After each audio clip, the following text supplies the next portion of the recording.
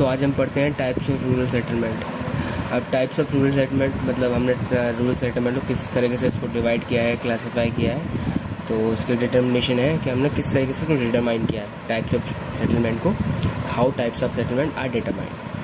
तो firstly we determined by the extent of built up areas and inter house distance, कि घर जो हमारा किस एरिया में बना हुआ है, कैसे बना हुआ है, कितना बड़ा है, और वो किस बड़ा है तो उनके घर के बीच में डिस्टेंस कितनी है, इस हिसाब से हम इसको टाइप सेटलमेंट करते हैं। और इंडिया में क्या होता है, कम्पैक्ट और क्लस्टर विलेज मतलब सेटलमेंट ज़्यादा ही दिखता है हमें। कुछ फ्यू हंड्रेड हाउसेस होते हैं, वहाँ पर क्लस्टर मतलब एक गुच्छे में होते हैं, कम्पैक्ट मतलब कह सकते हैं गुच्छा है।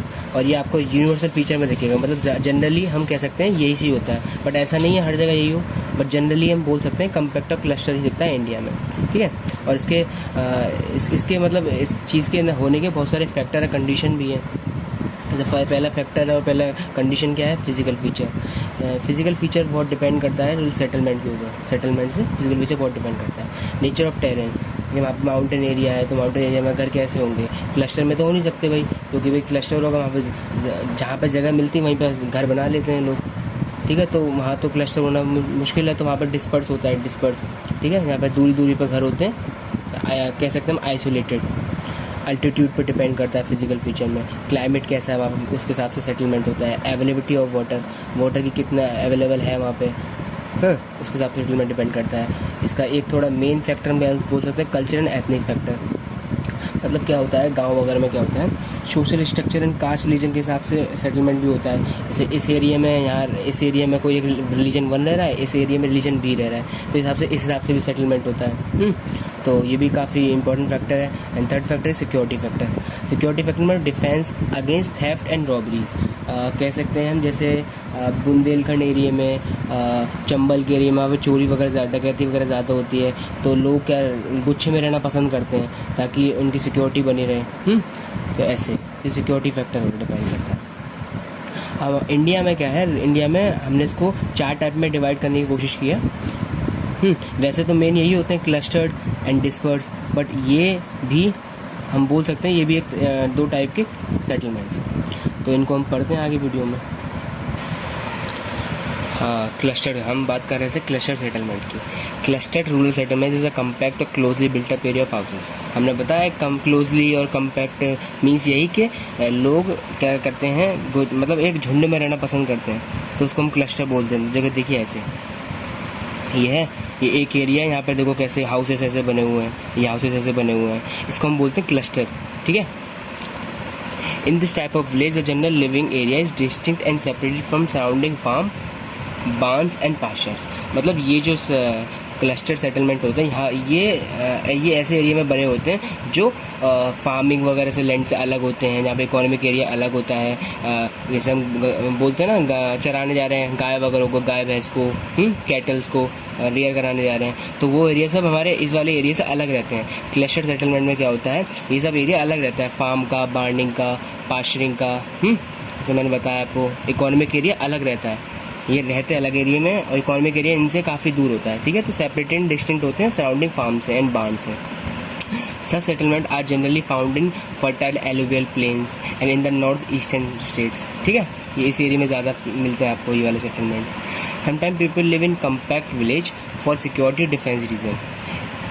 सिक्योरिटी एंड डिफेंस रीजन अभी हमने आपको फैक्टर पढ़ाए थे कि इस फैक्टर के हिसाब से हमको डिटरमाइन करते हैं सेटलमेंट। तो क्लस्टर जो सेटलमेंट होता है मेनली इसी फैक्टर की वजह से होता है कि वहाँ पर सिक्योरिटी की वजह से, जैसे बताया बुंदेलखंड रीजन में, सेंट्रल इंडिया में चोरी डकैती की वजह से, तो लोग क्लस्टर में रहना पसंद ज़्यादा करते हैं, ठीक है।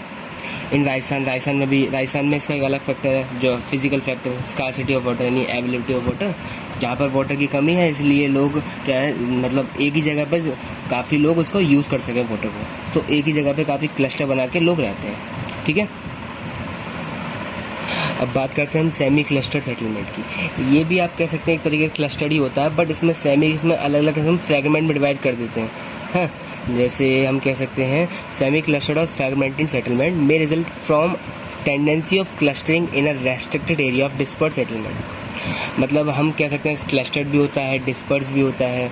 जैसे ये देखिए, ये मतलब अलग अलग एरिया में डिवाइड करते हैं। जैसे है ये मानिए एक ये एरिया, एक ये, एक ये, एक ये, चारों जगह पे अलग अलग क्लस्टर्ड में रह रहे हैं लोग, क्लस्टर्ड में रह रहे हैं, क्लस्टर्ड में, ठीक है।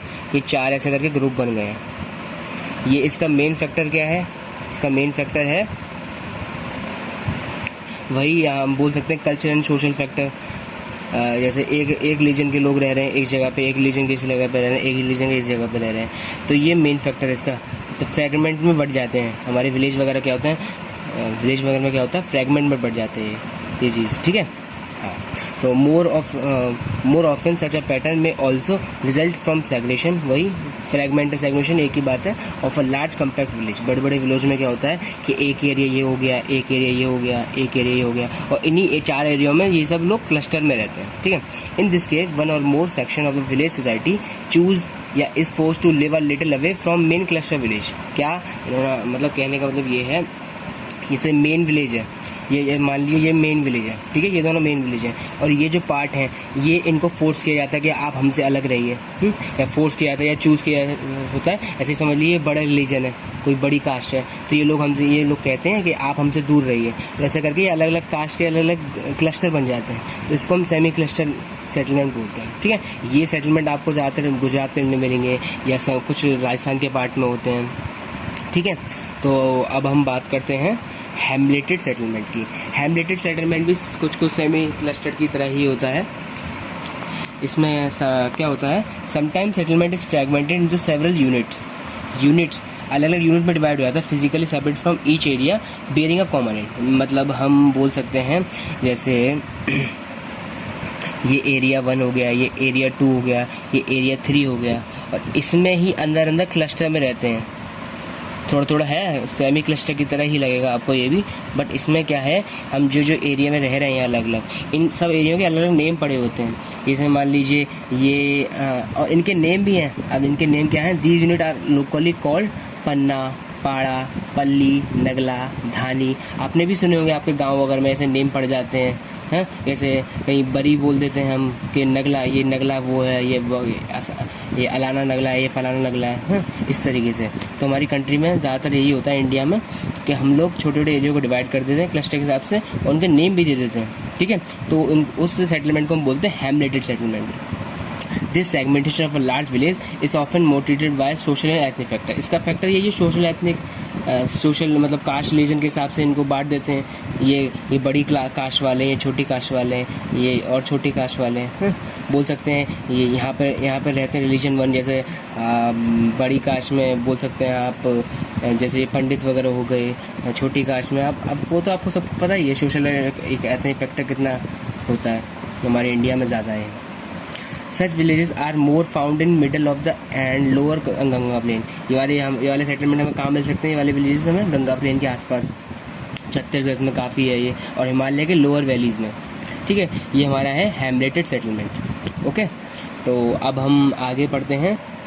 ये हमारा next and last disperse settlement. Disperse settlement का मतलब हम बोल सकते हैं जैसे एक घर यहाँ है, एक घर यहाँ है, एक घर यहाँ है, एक घर यहाँ है। ये क्लस्टर में नहीं होते, मतलब एक अलग अलग होते हैं। जैसे ये आइसोलेटेड अलग है, ये आइसोलेटेड अलग है, ये आइसोलेटेड अलग है, ये चारों एक दूसरे से अलग अलग हैं।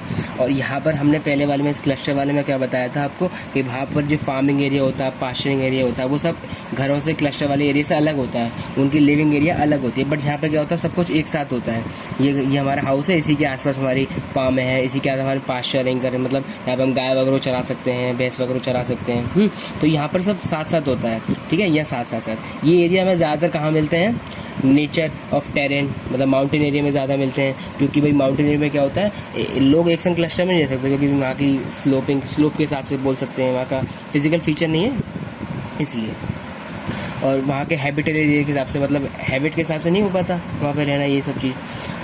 Dispersed or isolated settlement pattern in India appear in the form of isolated huts and hamlet of few huts in remote jungles। ये जंगल से एरिया में ज़्यादा होता है, वहाँ पर छोटी छोटी हिल्स होती हैं, तो वहाँ पर आपको ज़्यादा मिल जाएगा। स्मॉल हिल्स विद फार्म और पास्चर ऑन द स्लोप्स। अभी आपको पता है हमने डायग्राम के हिसाब से, वही सब यहाँ लिखा है हमने।